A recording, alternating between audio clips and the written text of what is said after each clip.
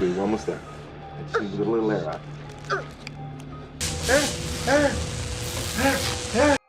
Hello दोस्तों, welcome to हॉररलैंड। आज मैं जो मूवी आपके लिए लेकर आया हूँ उस मूवी का नाम है the last house on the left. ये मूवी 2009 में रिलीज़ हुई थी और ये बहुत ही ज़्यादा डिस्टर्बिंग मूवी है। तो मैं आपसे रिक्वेस्ट करूँगा कि आप इस वीडियो को एंड तक ज़रूर देखें। तो इस मूवी की शुरुआत में हम दो ऑफिसर को देखते हैं जो कि अपनी कार में एक क्रिमिनल को अपने साथ में लेकर जा रहे थे जिसका नाम क्रग था। तभी रास्ते में रेलवे क्रॉसिंग आता है और वे लोग अपनी कार को वहाँ पर रोक देते हैं और इतने में एक दूसरी कार इनकी कार को टक्कर मार देती है जिससे कि दोनों ऑफिसर घायल हो जाते हैं। फिर दूसरी कार में दो लोग बाहर निकलते हैं जिनका नाम फ्रांसिस और सैडी था जो कि उस क्रिमिनल के साथ थे और उसे बचाने के लिए वहाँ पर आए हुए थे। फ्रांसिस क्रग का भाई था और सैडी क्रग की गर्लफ्रेंड। फिर इसके बाद वे तीनों मिलकर उन ऑफिसर को बुरी तरीके से मार देते हैं। अब सीन शिफ्ट होता है और हमें 17 साल की एक लड़की दिखाई जाती है जिसका नाम मेरी था जो कि एक स्विमर थी। उसके पेरेंट अपनी लाइफ में इतना ज़्यादा बिजी थे कि वो अपनी इकलौती बेटे के साथ ज़्यादा टाइम स्पेंड नहीं कर पाते थे। मेरी के फादर जॉन जो कि प्रोफेशन से एक डॉक्टर थे और एमा जो कि मेरी की मॉम थी। ये लोग मिलकर अपने एक लेक हाउस में वेकेशन मनाने के लिए जाते हैं जहाँ पर पहुँचने के बाद में हमें पता चलता है कि मेरी का एक भाई भी था और इसके बाद मेरी अपने पेरेंट्स से अपने फ्रेंड के पास जाने के लिए परमिशन लेती है, लेकिन उसकी मॉम उसकी सेफ्टी के लिए थोड़ा कंसर्न थी तो इस वजह से वो उसे जाने नहीं देना चाहती थी। लेकिन उसके फादर उसे जाने देने के लिए हाँ कर देते हैं और कार की चाबी के साथ कुछ पैसे भी उसे दे देते हैं। फिर मेरी अपनी एक फ्रेंड के पास पहुंचती है जिसका नाम पेज था जो कि सिटी के साइड एक स्टोर में कैशियर का काम करती थी। फिर बात करते करते दोनों का ध्यान एक लड़के पर जाता है जिसका नाम जस्टिन था जो कि उन्हें बहुत देर से देख रहा था।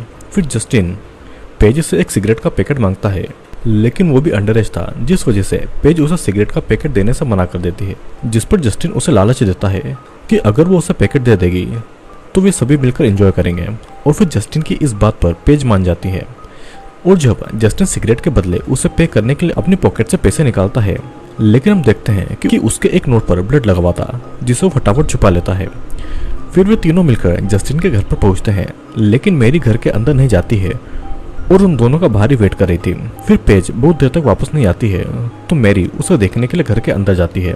वो देखते हैं कि पेज और जस्टिन नशा कर रहे थे और पेज के इंसिस्ट करने पर मैरी भी उसे ज्वाइन करने के लिए मान जाती है।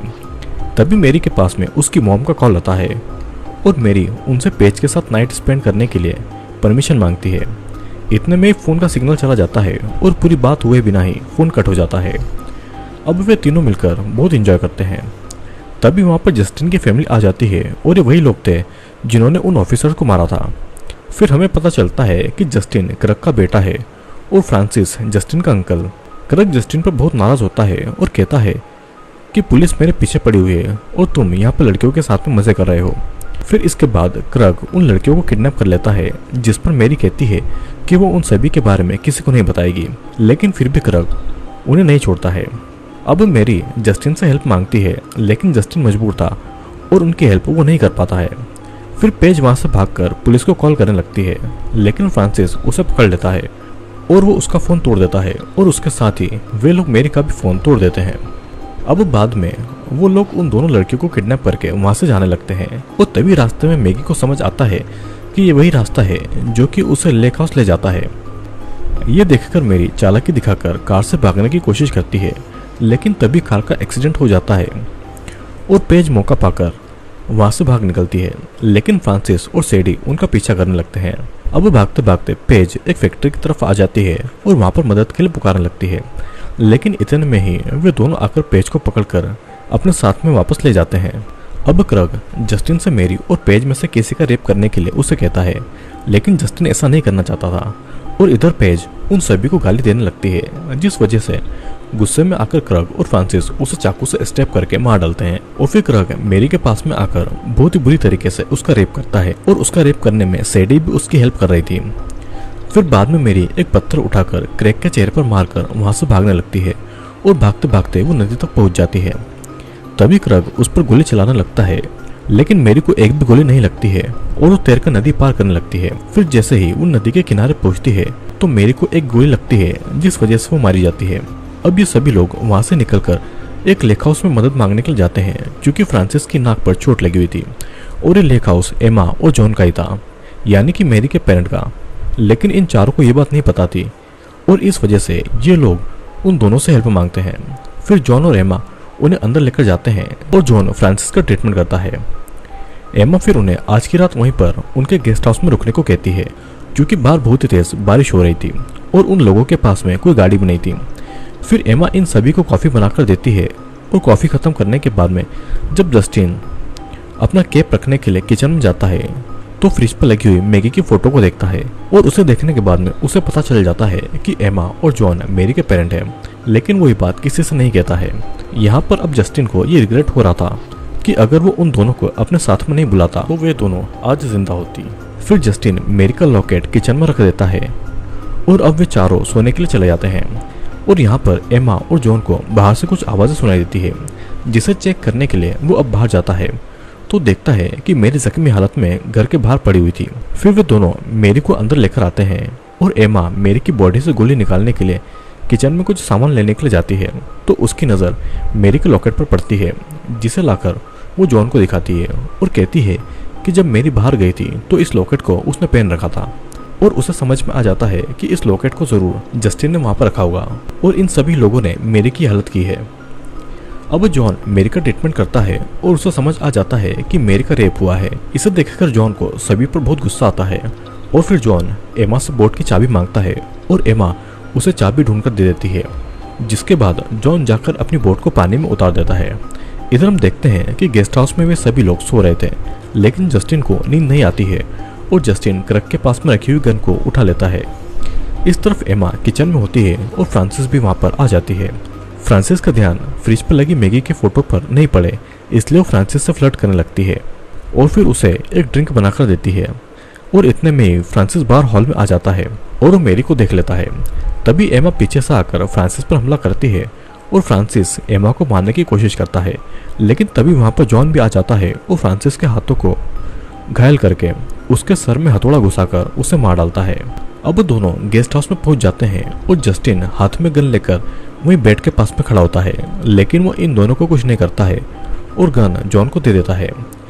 गन की आवाज़ सुनकर सैडी की नींद खुल जाती है और जॉन सैडी को शूट कर देता है, जिससे कि गोली उसे छूकर निकलती है और फिर वो भागकर बाथरूम में छुप जाती है। फिर एमा और जॉन सैडी को ढूंढकर मार देते हैं और क्रग भी खिड़की से कूदकर बाहर भागकर इन लोगों के घर में घुस जाता है। इधर हम देखते हैं कि क्रग घर में आ गया है और वो वहाँ पर अपने भाई की लाश देखता है। उसे वहाँ पर खून से सने हुए कुछ कपड़े भी दिखाई देते हैं। ये सब देखकर उसे कुछ समझ नहीं आ रहा था कि इन लोगों ने उसके भाई को क्यों मारा और अब ये उसे क्यों मारना चाहते हैं। तभी वो बोट में मेरी और एमा को देख लेता है और वो सब कुछ समझ जाता है। अब तक जॉन भी क्रग को ढूंढते हुए घर में आ जाता है और फिर दोनों के बीच में लड़ाई होती है, लेकिन कुछ देर के बाद में जॉन क्रग से हारने लगता है तो क्रग उसे प्रोवोक करने के लिए उसकी बेटी मेरी के बारे में वो सब कुछ बोलने लगता है जो कि उसने मेरी के साथ में किया था। इसे सुनकर जॉन को और गुस्सा आने लगता है और फिर वो उठकर फिर से क्रग से फाइट करता है। इस बार क्रग जॉन को मारने वाला होता है कि तभी वहाँ पर क्रग का बेटा यानी कि जस्टिन आ जाता है और क्रग को अपने गन के पॉइंट पर ले लेता है, लेकिन क्रग उसे गन छीन लेता है और उसे मारने लगता है। तभी पीछे से एमा भी आ जाती है और जॉन और एमा मिलकर क्रग को पीटने लगते हैं, जिससे कि वो बेहोश हो जाता है। फिर अब ये दोनों हस्बैंड वाइफ मेरी और जस्टिन को लेकर अपनी बोट में वहाँ से निकल जाते हैं।